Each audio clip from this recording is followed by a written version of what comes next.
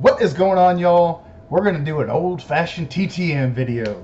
I haven't done one of those in quite a while. I've been doing nothing but player era videos, and although it seems like a lot of y'all really enjoy those, sometimes I want to change it up and just do kind of what I started this channel on, and just TTM videos. So we'll get to that. We'll show, what do we got here? 1, 2, 3, 4, 5, 6 bangers. You know what? We'll do 7. I got another one right here. 7 absolute bangers that I think are freaking awesome. So we'll get into it. No particular order. We got in this. Jerry Rice was signing his mail for quite a while, for about a month. And I was very, very late on that. But I sent him some TTMs. And what he started doing was signing cards that he had, like, I guess, laying around his house. I don't know. Because you would get your card back that you sent, you would get that card back unsigned, and then he would just send you another card signed. So really, really cool. Just kind of a bummer that he wouldn't sign your card. Next, these are freaking awesome. The 1982 All-Star Wrestling cards.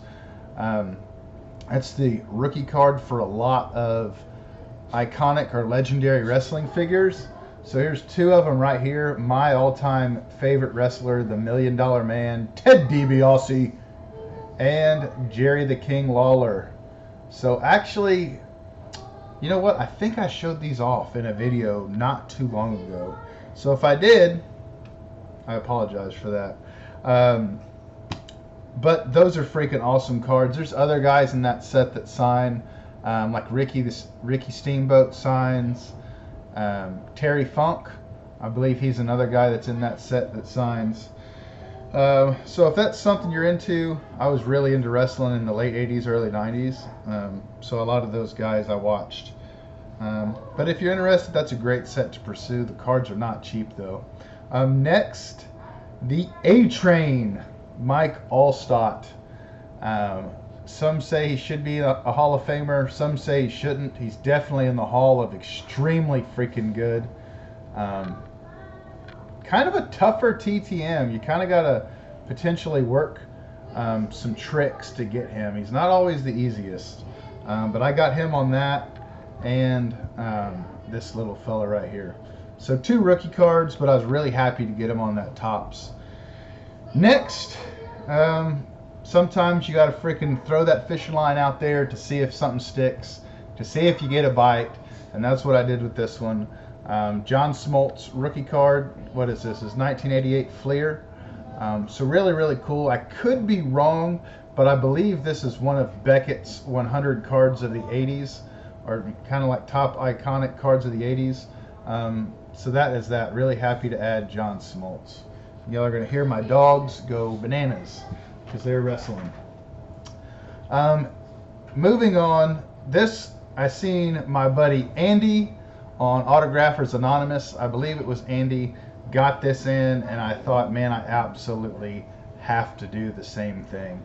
This Nintendo game was one of my favorite frickin' games back in the day. I played maybe hundreds of hours on this game. Bases Loaded 3. I sent it to Ryan Sandberg. I wanted to get the Hall of Fame inscription, so I sent a $50 bill, and this thing turned out absolutely stunning. I have no idea what I'm going to do with this, how I'm going to display this, or anything like that. I think it would be so cool if I could get like the original box and kind of frame them together. But nonetheless, super, super cool. I've thought of some other ideas of maybe sending to Alex Trebek, a Jeopardy game. There's a bunch of freaking video games. I don't know. It just opened up a whole new freaking realm of ideas to send to. And as a TTMer, that's the kind of stuff you get excited about, as new projects to work. Last, this is the banger of the video right here, y'all. What is this? 1968 Topps card 177. Dude from my hometown, Nolan Ryan.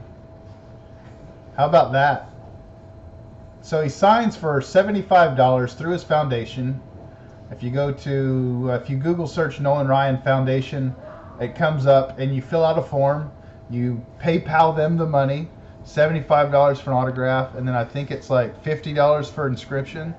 So I paid $125 for this, and if you were to get him at a signing, you would never be able to get an autograph and an inscription for $125. So this is a big boy card, and the card itself is actually in really, really good condition. And anything you send to the foundation comes with that Nolan Ryan Foundation hologram. So that is that. Short, sweet. There were some big freaking boppers in this one. I might start doing more of these. I enjoyed making this video. I'm freaking smiling ear to ear. This was fun. Big, big, big news coming up for the channel. Big news, what I feel is coming up for the hobby. Your boy CardCutter has been invited to be a part of Hobby Palooza, they're calling it. It's kind of our virtual national. It's not what Jeff, Sports Card Investor's doing. He's doing it more like an actual card show with dealers, and you can buy and stuff, and that's super sweet. There's definitely a place for that. But when I go to the national, I like to hang out with my buddies, y'all.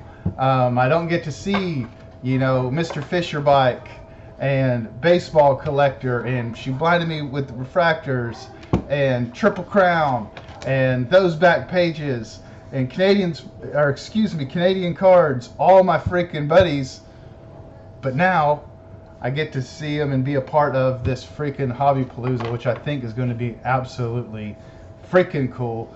I'm very, very honored to do that. I will do a separate video for that, maybe in a week.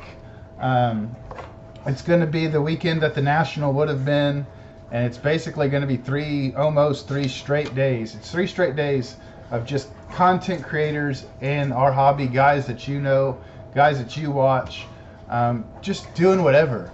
And you know, I think in my hour, I think I'm going to kind of reminisce with somebody. I got a couple people in mind. Going to reminisce about our favorite national stories. So that is what you can expect to come from this channel in the future. So till next time, adios, be safe, bye-bye, toodles.